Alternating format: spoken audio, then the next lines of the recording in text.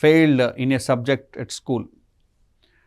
విద్యార్థిని ఫెయిల్ కాగానే అందరూ అటువైపే చూపిస్తుంటారు. నువ్వు ఫెయిల్ అయ్యావు, దీనికి కారణం ఇది. బంధువులు, స్నేహితులు, టీచర్సు అందరూ వాళ్ళ తప్పును ఎత్తి చూపుతుంటారు. నువ్వు ఫెయిల్ అయ్యావు. ఎందుకు ఫెయిల్ అయ్యావు? కారణాలు ఏంటివి? మరి ఎప్పుడు పాస్ కావచ్చు? ఎట్లా పాస్ కావచ్చు? ఆ ఇబ్బందిని ఎలా ఎదుర్కోవాలి? ఇలాంటివి చెప్పాలండి. అంతేగాని ఇలా ఫెయిల్ అయితే స్టూడెంట్స్ బాధపడుతుంటారు. చూడండి, ఇక్కడ నేను క్లియర్గా చెప్పాను. అసలే బాధ ఉంటుంది, దాంతో పాటుగా ఇంకా ఏంటి, మిగతా వాళ్ళంతా సూటిపోటి మాట్లాడము, మిగతా వాళ్ళంతా ఎత్తి చూపడము. చూడండి, ఫెయిల్ కాగానే అంతా ఫెయిల్ అంటుంటారు.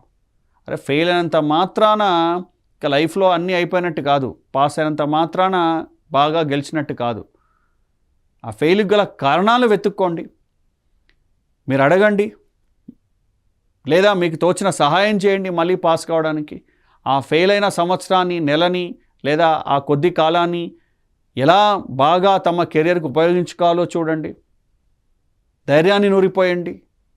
ఇలా చేయడం వలన డెఫినెట్గా స్టూడెంట్స్ తర్వాత రికవర్ అవుతారు, తర్వాత ముందుకెళ్తారు. అంతేగాని ఇవన్నీ వదిలిపెట్టి ఫెయిల్ అని అన్ని చేతులు పాపం స్టూడెంట్ వైపుకే ఉంటే ఒత్తిడి ఇంకా పెరిగిపోతుంది.